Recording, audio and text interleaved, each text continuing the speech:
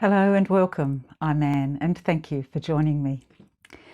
This year, National Reconciliation Week begins on the 27th of May and it runs until the 3rd of June. And its theme for this year is In This Together. As part of launching the week, Reconciliation Australia is inviting us to show respect for traditional owners and the continuing connection of Aboriginal and Torres Strait Islanders to country. And it explains that an acknowledgement of country will help create a more united Australia as we all walk together towards reconciliation. Last year, I went to a prayer breakfast along with about 600 or so other people. And Tim McCormack, a human rights lawyer who heads up the Faculty of Law at the University of Tasmania, opened the event with an acknowledgement to country, and it was very heartfelt. It was also a lament for past wrongs. I want to share it with you now on the start of National Reconciliation Week.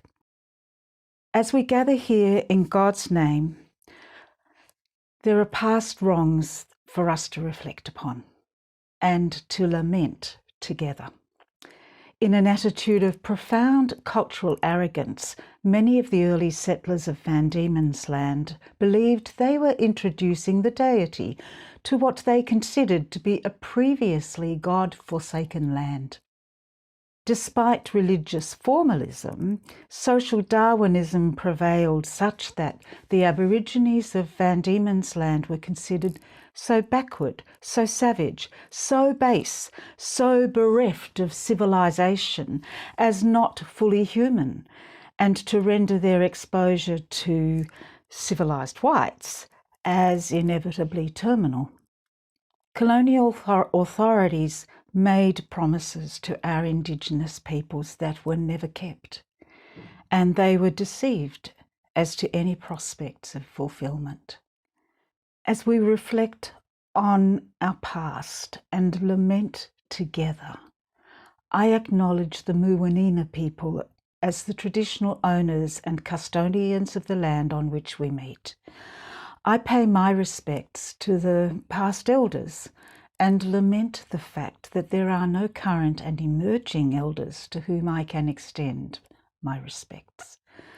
The dispossession of the Muwinina was so violent, so overwhelming, so comprehensive that there are no surviving descendants of this once proud tribe.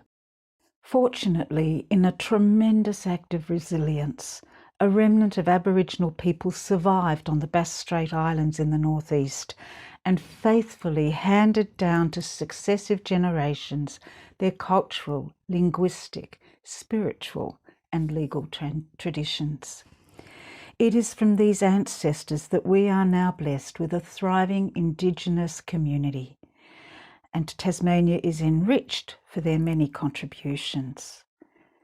In deep gratitude and humility, I pay my respects to past, present and emerging leaders of the Palawa people of Lutruwita, Truwana, and thank God for my Indigenous brothers and sisters.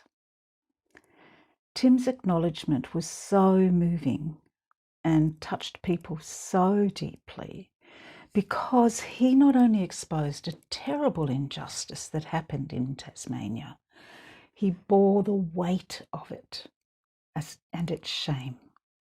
He invited all those in the room to share the burden with him.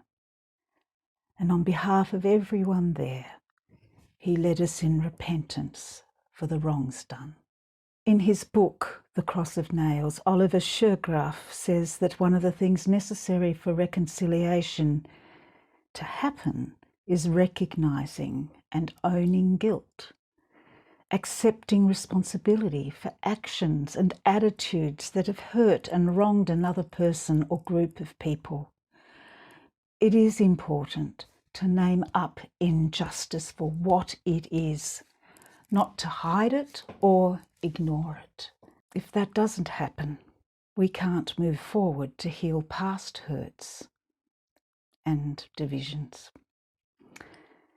Another word for wrongs done is sin. Eugene Peterson notes that a refusal to deal with sin is a refusal to deal with relationships.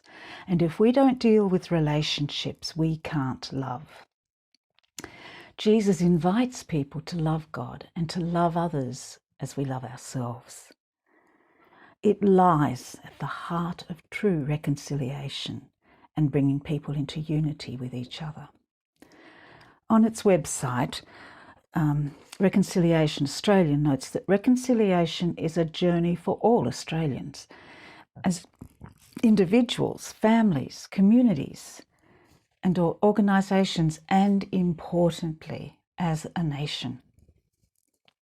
At the heart of this journey are relationships between the broader Australian community and the Aboriginal and Torres Strait Islander peoples. On this journey, Australians are in this together. Every one of us has a role to play. John, a close follower of Jesus, reminded all his followers to walk in self-sacrificing love toward one another. He said, "Let us not love with words or tongue, but with actions and in truth." May we do what we can to bring justice, healing, truth, and historical acceptance in our country. May we strive towards a more just, equitable nation by championing unity and mutual respect as we come together and connect with one another. I'll see you tomorrow. Bye for now.